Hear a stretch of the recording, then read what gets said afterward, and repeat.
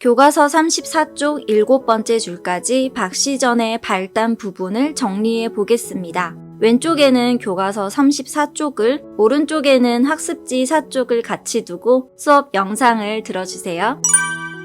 학습지에는 확인 문제가 먼저 있는데요. 설명을 위해 그 밑에 있는 어휘 문제부터 보도록 하겠습니다. 교과서를 읽으면서 어휘 문제 빈칸을 모두 채우셨죠? 그럼 같이 확인해 볼까요? 벼슬을 하지 않고 시골에 묻혀 살던 선비를 가리키는 말은 처사인데요. 박처사는 바로 주인공 박씨의 아버지를 말하죠. 세 번째 줄을 보시면 박처사는 비록 벼슬은 하지 않았지만 신비한 재주를 가지고 있다고 적혀 있어요. 보통 인물은 아니라는 것을 짐작할 수 있습니다. 아주 못생긴 얼굴 또는 그런 사람을 뜻하는 말은 박색인데요. 박씨의 못생긴 외모를 가리키는 단어입니다. 지금은 잘 쓰지 않는 단어인데 한자어이기도 하고 또 다른 사람의 외모를 평가하는 말이 그다지 좋은 단어는 아니지요. 서로 직접 얼굴을 마주 대한다는 뜻의 단어는 대면이고요.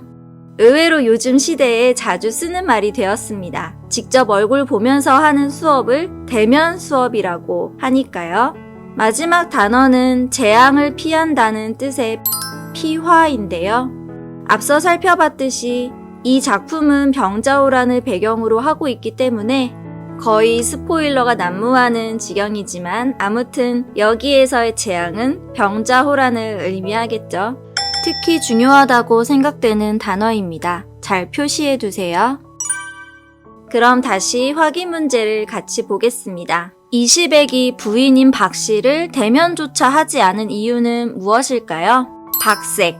다시 말해 박씨의 외모가 아름답지 않아서였죠. 교과서 5번째 줄을 보면 박씨의 용모가 천하의 박색임을 알고 대면조차 하지 않는다라고 나와 있는데요. 그냥 박색도 아니고 천하의 박색, 천하 제일로 못생겼다, 그런 뜻이겠습니다. 이 부분을 볼 때마다 참 어이가 없는데요. 물론 자신의 의지와 선택으로 한 결혼이 아니지만서도 그 시대에는 누구나 다 그런 결혼을 하는 데다가 이유가 참 점잖지 못하잖아요. 못생겨서 싫다고 대놓고 말하다니 말이에요. 그러는 이시백 너는 잘생겼냐 하면 교과서에는 꽤 미소년 타입으로 그려주려고 한 것 같은데 실제 역사 속에 등장하는 이시백은 검색해보면 초상화가 나오는데요. 그렇습니다. 박씨가 여종 개화와 함께 지내는 공간은 여종은 여자 노비를 말하고요. 이시백이 얼굴도 보지 않고 피하기만 하니까 같은 공간에서 살기가 힘들었겠죠. 그래서 뒤뜰에 조그마한 집을 지어서 따로 살게 됩니다. 그 공간의 이름이 바로 피화당입니다. 피화의 뜻은 어휘 문제에서 봤듯이 화를 피하다 라는 뜻이고요. 그럼 5쪽의 내용 정리를 통해 이 부분의 핵심을 정리해 보겠습니다. 괄호 안에 들어갈 말이 무엇일지 먼저 스스로 생각해 볼까요? 영상을 잠시 멈추고 적어 보겠습니다.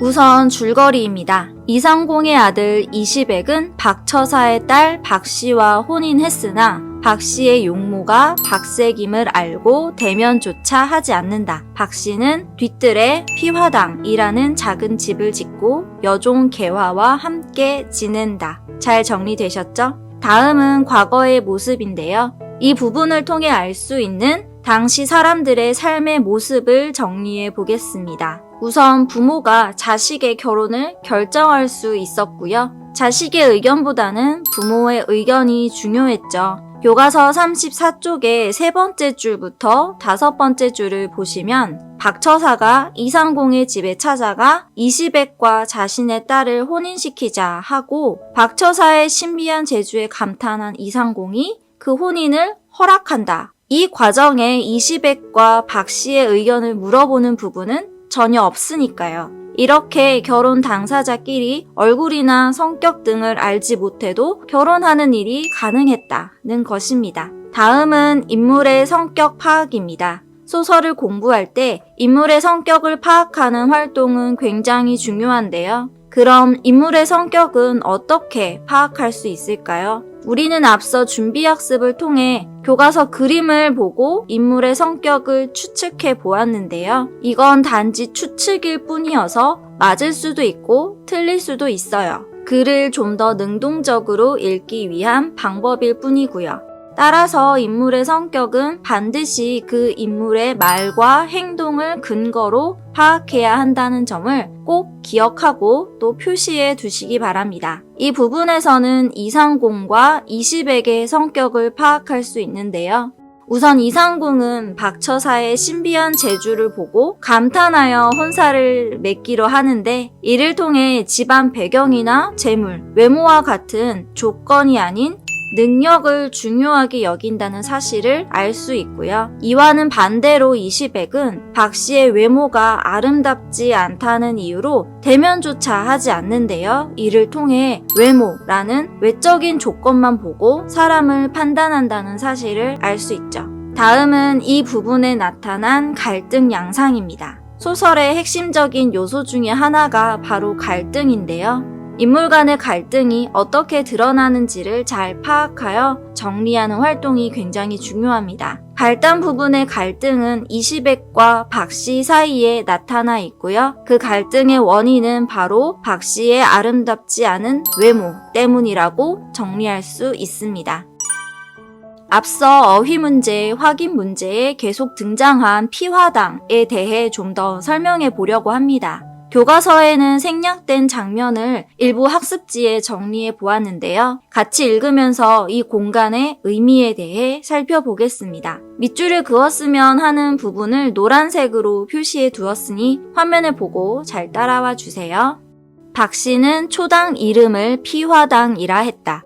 개화와 더불어 피화당에서 외로이 지내며 집 뒤뜰 전후 좌우로 여러 종류의 나무를 가져다가 심었다. 동쪽에는 푸른 기운을 따라 푸른 흙으로 나무 뿌리를 북돋우고, 서쪽에는 흰 기운을 따라 흰 흙으로, 남쪽에는 붉은 기운을 따라 붉은 흙으로 뿌리를 북돋았다. 북쪽에는 검은 기운을 따라 검은 흙으로 그 뿌리를 북돋우고, 중앙에는 누런 기운을 따라 누런 흙으로 뿌리를 북돋아 오색이 영롱하게 심어놓고 때에 맞춰 정성스럽게 물을 주었다. 이 부분을 보시면 동, 서, 남, 북, 중앙 이렇게 5방향에 따라 5가지 흑색을 맞췄죠. 이 5가지 색을 오방색이라고 하고, 이와 관련된 기운을 음양오행이라고 하는데요. 주변의 사물을 뜻대로 움직일 수 있는 신비한 기운이라고 대략적으로 생각하시면 되겠습니다. 계속 읽어볼게요. 나무들은 하루가 다르게 자라나 그 모양이 웅장할 뿐 아니라 신비롭기까지 하였다. 오색 구름이 자욱한 가운데 위로 뻗친 나무는 용이 서려 있는 모습이었고, 그 나무에 달린 잎사귀는 범이 호령하는 듯했다. 또한 나뭇가지는 온갖 새와 무수한 뱀들이 변화무쌍하게 서려 있는 듯 했으니 그 신기한 재주는 귀신도 감히 따를 수 없을 정도였다. 박 씨의 근황을 궁금해하던 상공은 개화를 불러 물었다. 요즘은 부인이 무슨 일로 소일하더냐? 뒤뜰에 온갖 나무를 심으시고 소녀로 하여금 기르게 하고 있습니다. 상공이 개화를 따라 들어가 주위를 둘러보니 온갖 나무가 사면에 무성하게 자라 있었다. 나무는 용과 범이 변하여 바람과 비를 부르는 듯하고, 가지는 무수한 새와 뱀이 서로 꼬리를 맞대고 있는 듯 했다. 그 모습은 너무도 엄숙하여 똑바로 쳐다보기가 어려울 정도였다. 이 사람이 곧 신선이구나. 나로서는 감히 그 재주를 헤아릴 수 없을 것이다. 거듭 탐복을 하며 박 씨를 불러 물었다. 저 나무는 무슨 일로 심었느냐? 박 씨가 공손하게 대답했다. 길흉화복은 인간의 삶과 늘 함께하는 것이옵니다. 뒷날 무슨 일이 생겼을 때 저 나무로 미리 막아보고자 심었습니다. 그렇다면 혹시 이 집 이름을 피화당이라 한 것도 그와 관련이 있는 것이냐? 그러하옵니다. 상공이 그 까닭을 자세히 알고 싶어 다시 물어보았지만 박 씨는 말을 아꼈다. 하늘의 뜻이기에 차마 누설치 못하겠습니다. 후에 자연히 아시게 될 것입니다. 더 묻지 마시옵소서. 그럼 밑줄 그은 부분을 토대로 다음과 같이 피화당이라는 공간의 의미를 두 가지로 정리해 보겠습니다. 우선 첫 번째, 신비롭고 상서롭고 엄숙한 공간이자 비현실적 공간이라고 할 수 있고요. 두 번째, 뒷날 무슨 일이 생겼을 때 저 나무로 미리 막는다. 그리고 하늘의 뜻이라 차마 누설지 못한다. 이런 박 씨의 말을 통해 훗날 있을 위험에 대비하는 공간, 앞으로의 사건을 암시하는 공간이라고 정리할 수 있겠습니다. 또한 이 부분을 통해 앞날을 예측하고 또 음양오행의 조화를 부릴 줄 아는 박 씨의 비범한 능력 또한 알 수 있습니다. 자, 그럼 이렇게 각 구성 단계마다 확인 문제, 어휘 문제, 내용 정리, 이 흐름에 맞춰 박시전에 이어지는 내용을 계속해서 공부해 보도록 하겠습니다. 내용이 좀 많지만 잘 따라오세요.